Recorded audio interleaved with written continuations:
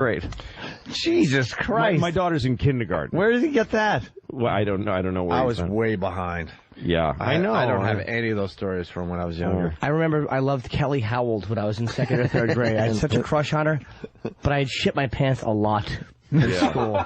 You shit your pants a lot? You were a pants shitter? Horrendous. It would always smell like rust. And I was standing in line one time, and Kelly Howell was right behind me, and she's like, "Did you go poops in your pants?"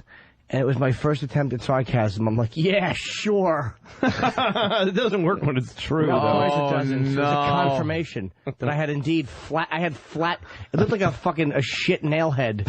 Like I had flattened it by sitting on it. It was cool. There's nothing worse than fucking cold, rusty smelling shit in your underpants. Oh, that is horrid. And she knew you shit yourself. How could she not have? As I was standing there stiff-legging, trying to get out, smelling like shit. I shit my pants all the time in school because I only wanted to shit at home. I remember I shit my pants in school once, and it was like I just basically coated the inside of my underwear with diarrhea. And I went to the bathroom, and while I'm in the stall, Michael Boyven, the toughest kid in school, and his gang came into the bathroom. Come on, Woim. Yeah, exactly. And I was standing on the toilet with my shit underwear in my hands, just praying that he wouldn't kick the door open and find me there. Would you have been embarrassed? And I had no choice. I ate it. What else could I do? What else could I do? I wish Michael Boyden would have found that fucking underwear in your hand. You might not be here today. It might I be wouldn't be right here. Kill you. No, I'd be with him right now. I'd be married to him. My best shit story happened when I was 31 years old. Oh, really? Yeah. I've told it a couple times. Rick, our old producer for this radio show, I was down in Florida, and I was meeting his what would be his future wife for the first time, and it was a big deal. And we went out and we had a little lunch, whatever, and I had an upset stomach all day. And it was when like boxer shorts were really in, so you're a little looser, right? And I had shorts on, and I had like sandals on, and I was saying goodbye on their stoop, and I thought I could sneak out just a little bubble fart. And this is a true story, man. A litlittle nugget fell out, rolled down my leg, bounced off my sandal, and just rolled to the front of Take that with you. Like down to their feet? Oh, pretty much. It couldn't have been more perfect. You know, how it just rolled and landed right That at was their my feet. last milk dud. Get all mad. That's how they say goodbye in some countries. That's actually how you say That's goodbye. like a cookie in Haiti. That's how I met his future wife, and then I said, That's how they fell in love? I don't feel good, and then I just shit my brains for the next 6 to 8 hours or something like that. I ended up not leaving. I had to lay down back in their place. I ended up having just food poisoning or something was going on. Shit myself. It was shit myself. It was just one little nugget, and I was already in my 30s. Oh my God! When I was on writing on Conan, I was a writer there, and I was laying awake in bed one morning, not getting up yet, and I was sleeping in just underwear, no shirt for some reason. I usually sleep in shirt and underwear. And I just laying there and about, planning to fart. and just shit. I just shit in my underwear. And for some reason, the fact that I was in bed, mostly naked, it just really upset me. And I was really bummed. And then my phone rang, and it was my friend Dino, who was one of my guys I wrote with on Conan. And I told him what happened. I said, I just feel I don't want to get out of bed now. I don't know. I just don't want to move. This was the grossest thing ever happened to me. Deal with it. And then I got out of bed. I cleaned up. And I went to work. And I opened the door. And the writer's assistant, this woman says, "Hey, I heard you shit your underwear this morning." I'm like, "What the fuck?" And every single person came up to me. Conan said, "Hey, how did that go? Shitting in your underwear?"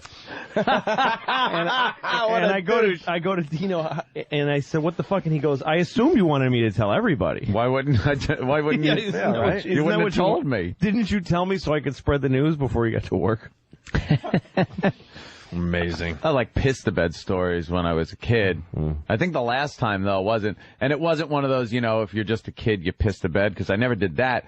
It was kind of when you're in your early teens almost, and you dream that you're taking a piss. Yes. Right. So you're laying in bed and you're dreaming that you're just taking this fucking wicked piss. Wicked piss. Wicked piss. And you wake up and go oh boy.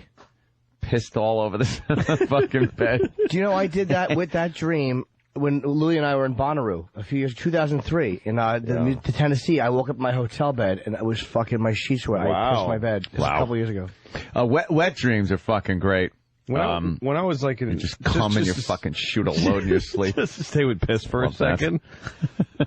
When I was in like first grade, I remember I was in my bedroom just being confused, and I pissed on my bed, like standing there.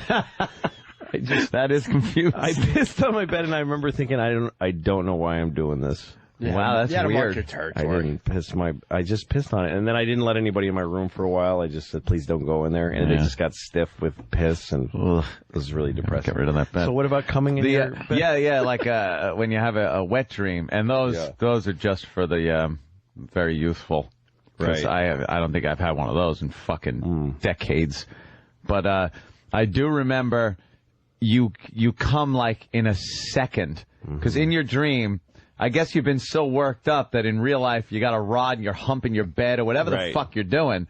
And then when this dream girl, the girl in the dream, has her clothes off and you just like touch your dream dick to her dream pussy. Yeah. Dream cum comes out all over the fucking place. And then in real life, you're just shooting your load all over. You know, a lot of times... But in your dream, it's like, it feels amazing. But a lot of times you're not rubbing in your dream, by the way. No, you have just so much like sperm built up. That's amazing, that complete mental fucking thing then, and there's no physical pumping. That's why you don't have many wet dreams if you have an active, sex life. You got to really... dry yourself off. I've never had one. That's why, because you're just jacking. Wet dreams are amazing.